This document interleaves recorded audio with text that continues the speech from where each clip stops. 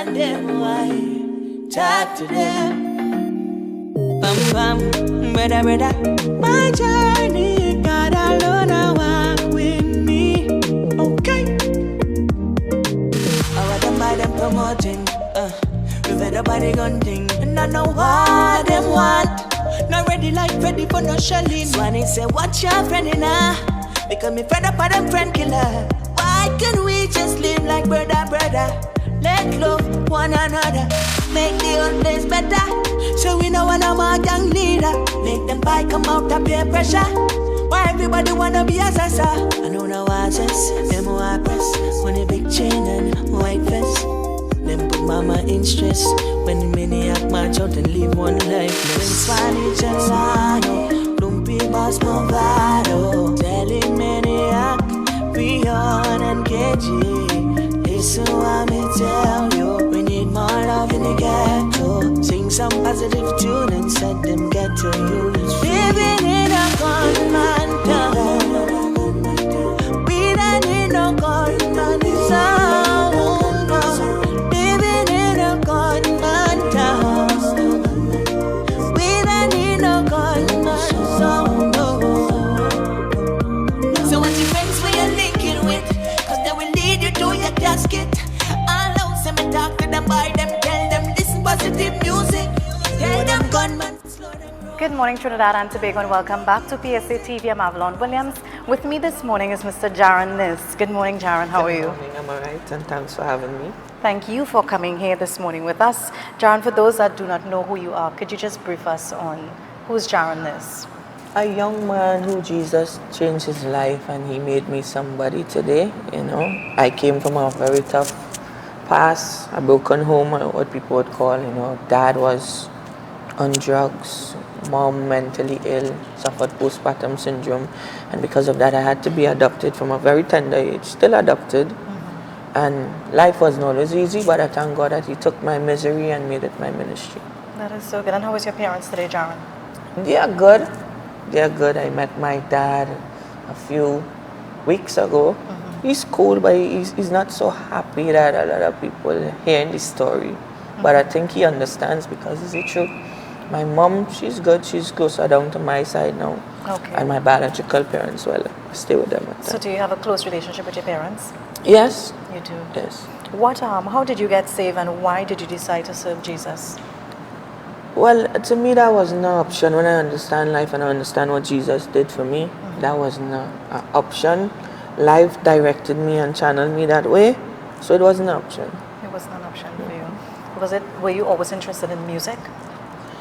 At a very tender age, I started like singing in the junior choir, but then I was disrespectful to my choir director, which is my pastor's wife, and I had to leave the choir because I didn't want to apologize. And in that space of time, I was probably between 8 and 9. I fell in love with football and I started playing football. And then sometime later on, God just directed me back to this music. I know you're from Caranage community. How do you interact with your friends since you have turned to God? How do they accept you in the community? Well, I'm thankful to see the way they accept me because, you know, they would say that's the ghetto and they bring it real. They will tell you if you're fake, if you're pretending. And I thank God that because they know my past, it's very easy for them to see that. I tell people that my testimony with them is even louder in my silence. Just for them to see me on a stage singing, to see me doing the work of the Lord is a blessing because they know the things that I used to do before. Right. And what was your inspiration to sing?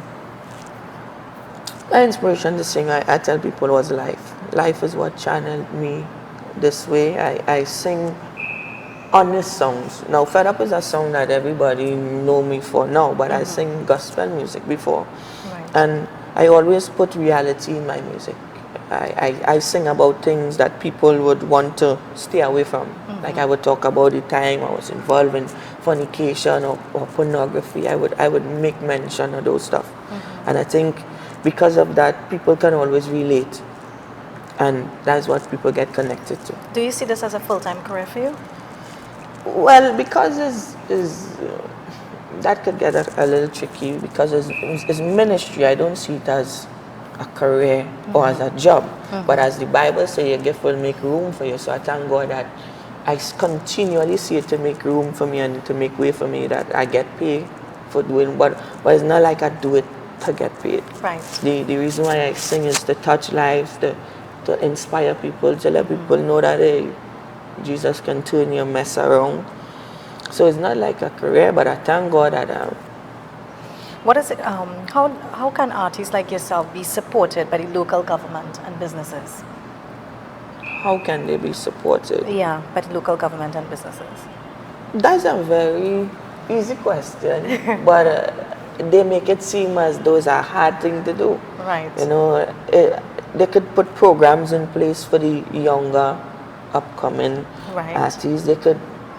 Government always have functions, Right. so I think that they could allow some of those positive artists to say to come to those functions and stuff like that. Put programs in place to support. Yeah. Like yeah, simply said, because it's very costly. That is the truth. It's just to produce a song sometimes is very costly. So they put programs in place to support.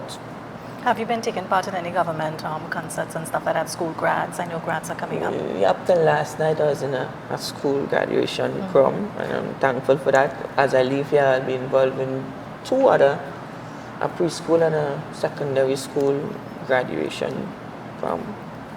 Jaron, do you think that there should be laws to protect cultural artists in workplace? For example, should the company allow the artists the time off with full compensation once they are making and embarking on the cultural mission? Or should I repeat that? Yeah. Do you think that there should be laws to protect cultural artists in this country? Yes, I think so. Because we fly a same day. We fly, I believe we fly the flag Right. high. So things should be put in place where we get time off to do our music, to go and do what they would call gigs. Right. It's not gigs for me, but speaking from the point of an artist, like they get time off to do their gigs, to do recording and stuff like that. Okay. What should we enact some sort of pension plan for artists with unions similar to what exists for writers and actors in more developed countries, though? That will be nice, because many times I see plenty of our icons after their musical careers over. They, for the want of a better way to say it, struggle in life, and they made a great contribution to society, to the culture and stuff like that. And then, but I think that's our culture. As you're not on the scene, we forget about you. Right. So do you get a lot of overseas jobs and stuff like that? Yeah, and I must say thank you, Jesus, for that. Yeah. I think it's next week or so I might be leaving as well for a few days. And where are you heading off to? St. Vincent. Very nice. I want to ask you a lighter question, though. I don't know how you're going to respond to this, because I know your status situation, but have you become more of an attraction target for women since you have started singing? Well, yeah, to be honest, I just recall a moment, you know. Yeah, and that's something I cannot control Right. on their end, but I'll have to control it on my end to let them know that I'm a married man. I think that's out there, but that still don't stop anything. Really? But yeah. But you contain yourself in a situation. Yeah. That's nice. If you made it on the international stage like Rihanna, would you help our local industry, and how would you help them? For sure. And how would I help them? I would put programs in place, you know, and even as small as I am, not on an international level yet, maybe God have it so, probably in God timing, I still try to make way for younger ministers or artists. I always try to give tips. Like sometimes I'll go to a concert and I'll observe and I'll give pointers. I tell them, well, you know, I'm young like you, I'm no better than you. Right. But I could recall that when I used to do this used to happen, so you should avoid doing this. And they're really good at this, and I always try to encourage and make a way. I have something that I'm planning called Uncommon Privilege, because I'm known for uncommon. They call me uncommon. So this Uncommon Privilege is where I'll have a little competition for youths. They come and sing their song and stuff, and the winner will get like a free complete production. Any concerts that I'm having, they'll be involved, and if I ever leave the country for an international concert or something, I'll take them and bring them on my set. So I always try to make a way. So with my little position, so much greater would be if I get out on a bigger scale. Do you think you will ever switch to any other genre of music though? Well, I always switch genres, but gospel is not a genre. Gospel is the message of Jesus. So you'll find rock gospel, soca gospel, reggae gospel. Gospel is the message. So I switch the genre to say I switch the methods, because not everybody loves soca, not everybody loves reggae. Some people, they might get them slower. Some people might like rock. I wouldn't sing a rock because that is not in me. But I would always sing different genres. But to say switch from gospel, no, I would never. Jaron, how long have you been singing? I think it's about 6 years now. 6 years. As a minister. As a minister.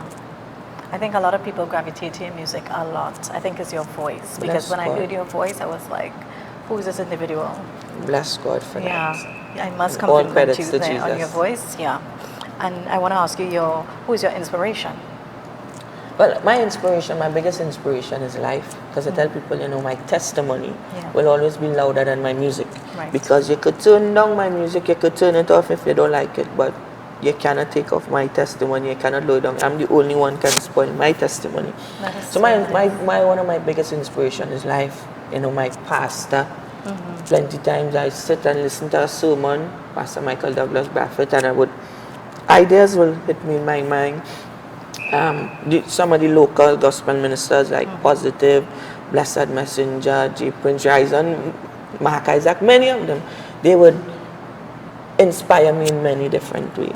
So I know you've been going to a lot of schools and stuff. What advice do you give to these school kids in terms of career and stuff?